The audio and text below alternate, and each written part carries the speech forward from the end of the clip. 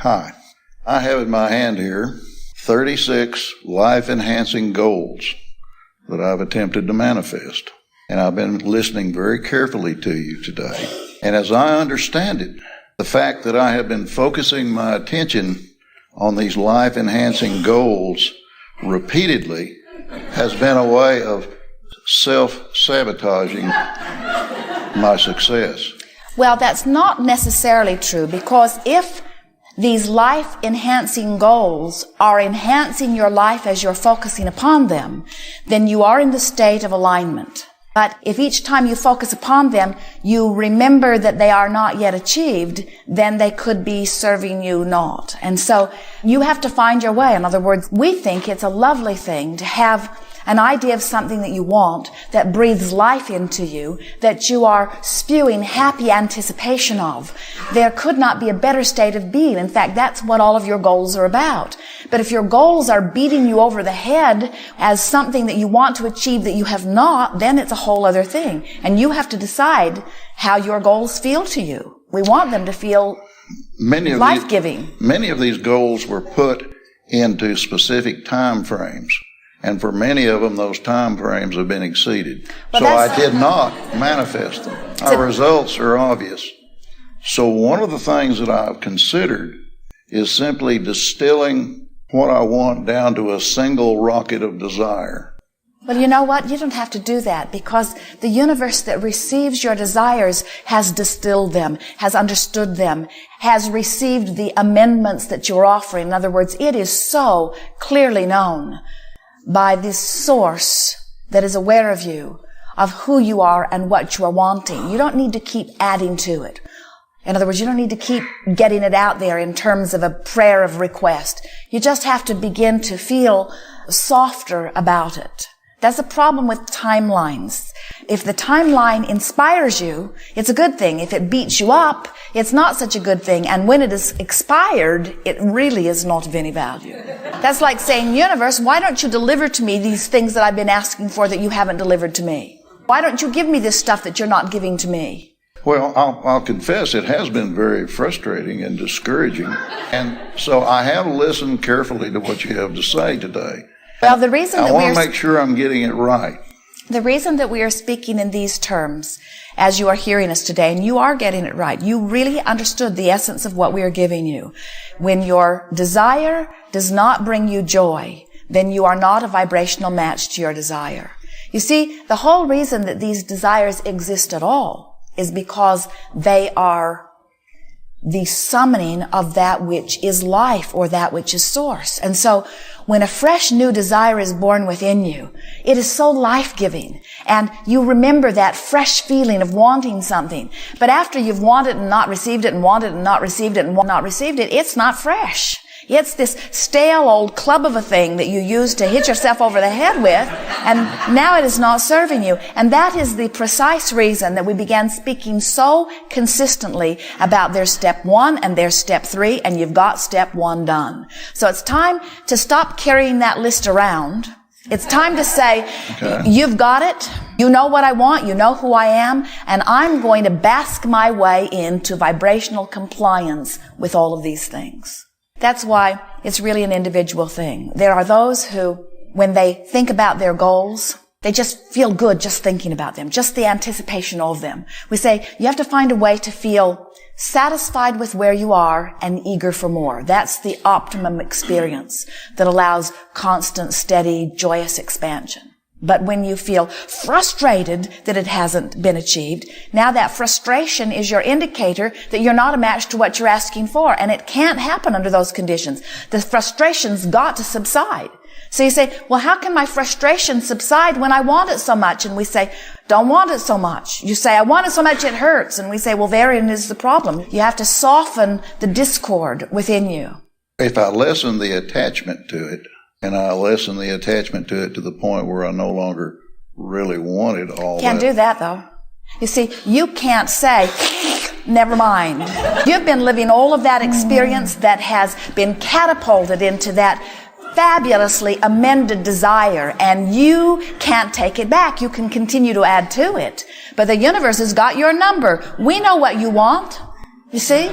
So when you say I'm loosening my attachment to it, what you're really doing is loosening your resistance to it. You're releasing the sense of obligation. You're releasing the sense of incompletion. You're releasing the sense of doing something wrong and allowing it to be.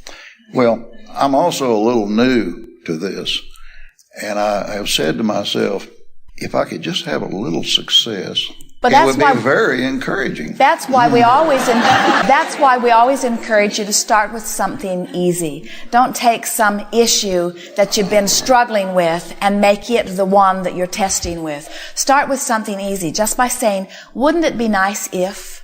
Wouldn't it be nice if? Wouldn't it be nice if? Wouldn't it be nice if? Is such a soft way of allowing, because it's pointing to the specifics of something, so it's activated it in your vibration, but it's in a soft, gentle way that is more likely to allow. Here is the way all of this has been unfolding through time as we've been expressing through this format. We say to you, you are the creator of your own experience.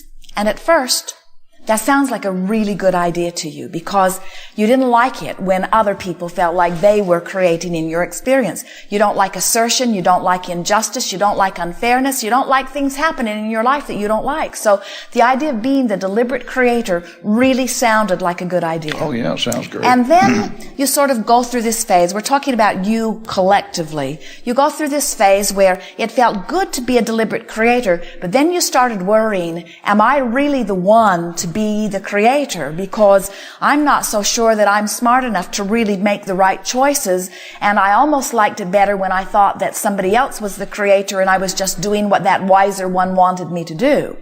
And then you vacillate back and forth because you really don't like to be told what to do. And then in time, we're able to convince many of you that you really are extensions of this source energy, and that you really are here on the leading edge, and that preferences really are supposed to be, in fact, you can't stop it. These preferences are constantly born within you because you're out here on the leading edge, and that every time you ask without exception, what you're asking for is immediately set into motion. It is answered, but you've got to get in the receiving mode. So then we began watching our physical friends who were setting goals, who were trying to be deliberate creators, and we began to notice that they were, like you are describing, sort of frustrated, but they were also feeling afraid of their own thoughts. We say you create your own reality, you get what you think about, and now they find themselves thinking about something they don't want, and now they're terrified that now that they've thought about it, now it's going to pounce into their experience. And so then we began putting emphasis upon the well-being that is really the platform of this experience, and how well-being is really the order of this day, and how there is only a source of well-being which you are allowing or you are not. And if there is something that you desire that is not manifesting easily in your experience, it's because you must be doing that thing you do that's not letting it in. What thing? Well, that thing you do that feels like negative emotion when you do it. That thing you do, that thought you offer, or that word you offer, or that behavior you offer that contradicts your very desire. That noticing that something you want isn't happening when what you want is for it to happen.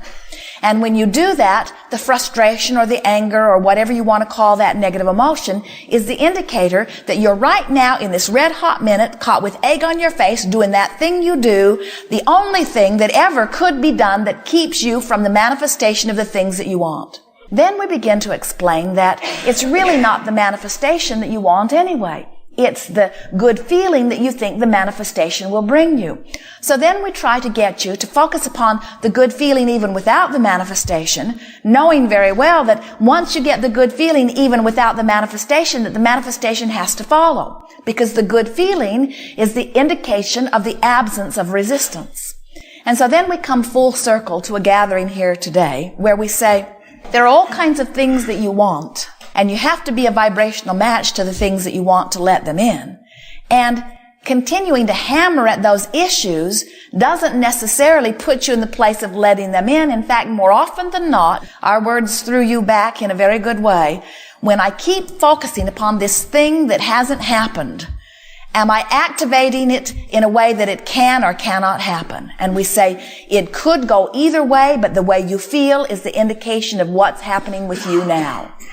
So if your goals are causing you frustration, then it's time to de-emphasize those. It's time to start smelling the roses. Physical people, physical humans, grapple with this, well, how specific should I be? Should I focus upon my goals? Should I let go and let God? And we say the optimum experience is the more focused you are specifically on something that you want, the more exciting it is. In other words, you want your hands in the clay. That would be like saying to the sculptor, well, make one thing and then just look at it for the rest of your life and consider it a job well done. So he stands next to it with an arrow pointing at it. This represents me. And if anyone wants to know how his life is going, he just points at the sculptor and says, and you know how unfulfilling that would be. He wants to keep his hands in the clay. And so do you see. And so when you realize that you never get it done, this is the thing that we think you most want to hear from us right now. You're not ever going to get it done. Take your top 2 and let's find the path of least resistance. Top 2 meaning the 2 that you feel matter the most to you, or even better, the 2 that you think the most about. Okay, here's one. I now decide to experience the satisfaction and pleasure of writing in my own voice with verve, wit, accuracy, and beauty. Now play that out for us in a little more detail. Well, I've always had the urge to write, and I know a great deal about writing. I know an awful lot about writing for somebody who can't hardly bear to pick up a pen and write. I've been blocked on that for a long time. So I put that down as a goal that I would like to manifest. So as you talk with us here, you say, I want to do this thing that I can't seem to do. Thus the blockage. Mm-hmm. So now reach for what you feel would be a statement that would be less resistant. In other words, you offered some statements that were very funny, but all of them sort of amplified the resistance. I want to do this thing that I'm not doing. I can't bear to pick up a pen. You're really very funny, isn't he? And we can feel how people would find pleasure in your different turn of phrase. We can feel the wit that comes forth from you and the timing of it. And so, can you feel how our words soften your resistance? Or have you practiced the resistance so much that it made no difference at all? See, this is the point that we're making here today. There are so many like you who have these lists of things that they've been practicing from a certain vibrational stance. And then they want to offer some magical action that will change everything. And we say, you got to change the vibrational stance, which in most cases means don't think about that for a while. Because every time you think about it, you're going to think about it like you've been thinking about it. Because you've got this pattern or this habit of thinking about it. So you have to find a different way of thinking and feeling about it. Or not think about it. And what we want you to hear is both work. This is the thing that's most confusing to physical humans. You keep thinking you have to keep carrying it around and waving it around and showing it to the universe and making sure that they haven't forgotten that you haven't forgotten. And what we're wanting you to know is you don't have to wave it around anymore. You don't even have to think about it anymore. It has been asked and answered. Now you got to let it in. I've gotten that. Sometimes people will have a list of 36 things. And they'll have one thing that's really just bothering them. And they will use that one thing that's bothering them as their excuse to disallow the 36 things on the list. Sometimes the 36 things on the list are all the same thing. In other words, they are evidence of being worthwhile. They are lust for life. In other words, so much that you want all falls into one category.